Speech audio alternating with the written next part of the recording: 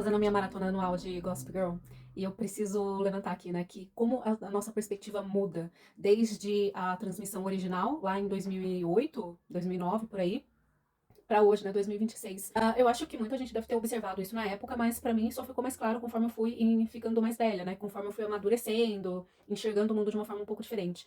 Na transmissão original, o Dan, ele era a pessoa comum que servia como um ponto de crítica para aquele mundo da elite, né? Nossa, para as coisas absurdas que o pessoal da elite fazia e tal. Então, de certa forma, ele é o cara comum, tentando se provar e conquistar o amor de uma moça pela qual ele era encantado, né? Que ele sempre foi apaixonado pela vida toda e tal. Só que, olhando hoje, com o que eu tenho hoje, eu vejo o quanto ele e a Vanessa se sentem moralmente muito superiores àquelas pessoas. E há um ponto em que eles chegam a desumanizar o pessoal lá, Blair, Chuck, Serena, tanto quanto a Blair, Chuck e a Serena às vezes desumanizam as outras pessoas.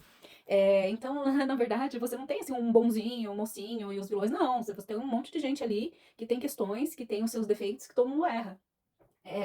E aí eu passei por um episódio também em que o Dan foi falar com a Serena sobre a avó dela e a forma como ele falou com ela foi tão sem tato que me chamou muita atenção. Eu fico do lado da Serena em quase todos os momentos, né, dessas interações.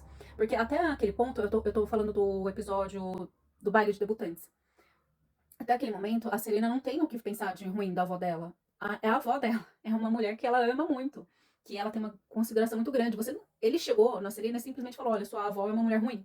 E ela foi lá oferecer comprar a minha não ida, né? A minha ausência nesse baile e tal. E sendo que ele poderia simplesmente ter ficado quieto e ido no baile. As coisas iam se revelar. Ou ele poderia ter falado depois, ou ele poderia ter falado de outra forma.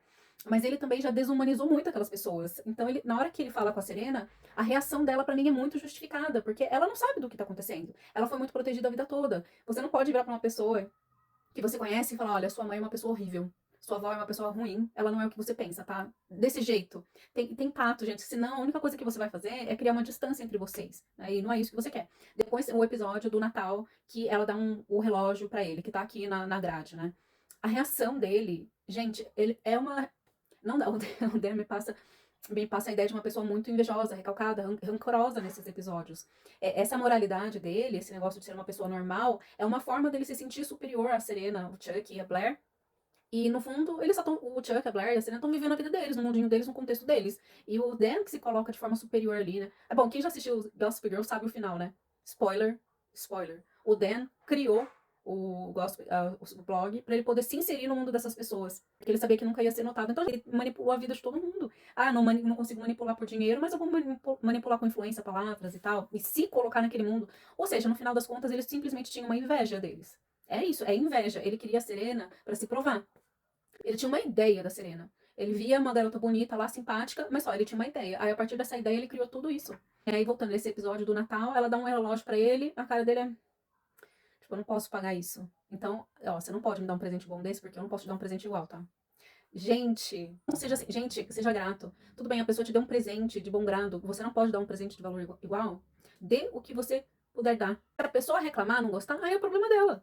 Ela sabe que ela tá se relacionando com uma pessoa que não tem as mesmas posses, as mesmas condições. Eu tenho certeza que a Serena não ia se importar. De todos os personagens ali, ela é a última pessoa que iria realmente se importar se ele desse outro tipo de presente para ela. Ele faz toda essa manipulação, faz ela se sentir culpada pelo presente, e aí tá bom, aí depois ele se resolve. E aí passa um outro episódio, o episódio da piscina, a Vanessa tá gravando um documentário, ela chega filmando todo mundo sem autorização, todo mundo fala que não quer ser filmado, expressa desconforto com a presença dela ali, ela continua filmando. Aí você fala: eu não quero que minha imagem saia em lugar nenhum. Ela: tudo bem, eu só vou apresentar isso num circuito independente aí, que é pra eu pagar o meu aluguel. Ela também desumaniza as outras pessoas, ela também se sente muito moralmente superior. Então a gente vê que não é porque às vezes a gente tem um ponto que a forma como a gente está se posicionando vai deixar tudo certo. Porque às vezes a forma como a gente se posiciona faz perder assim um pouco desse ponto. Eu sou superior porque eu não uso dinheiro para resolver problemas. Tá, mas você tá se sentindo superior expondo as outras pessoas, né? Apontando o dedo na cara em uma situação às vezes a qual você nem foi chamado. Não é como se alguém tivesse ali te ofendendo e você rebatesse. Não, você vai lá, se enfia na situação, depois fica apontando, olha, mostrando para todo mundo: olha só como essas pessoas são superficiais, como essas pessoas são isso, são aquilo. Então é uma questão, né? Dito isso, preciso falar pra vocês. Que série, a fotografia é muito boa, o styling é muito bom, a filmagem, né? Tem tem aquela coisa mais realista, assim, não sei, tem uma coisa que não é artificial como as coisas que tem hoje. Esses dias eu tava assistindo Greyhound, que é um filme da Segunda Guerra com o Tom Hanks. E aí você já espera um filme muito, muito bom. E o filme é realmente muito bom, eu gostei bastante. Mas tem sempre um tom meio artificial ali, que eu acho que é uma questão da câmera. E aí, quando você assiste essas séries mais antigas, e principalmente essas séries que tem uma ambientação, né, que Nova York é uma personagem em si, você fica admirada. É por isso que a gente assiste e reassiste, porque tem um toque, ele tem uma dimensão a mais que as coisas de hoje não têm. As filmagens de hoje, as séries, filmes, eles têm um ar mais artificial. Eu acho que é por isso que a gente fica tanto tempo reassistindo essas séries mais antigas.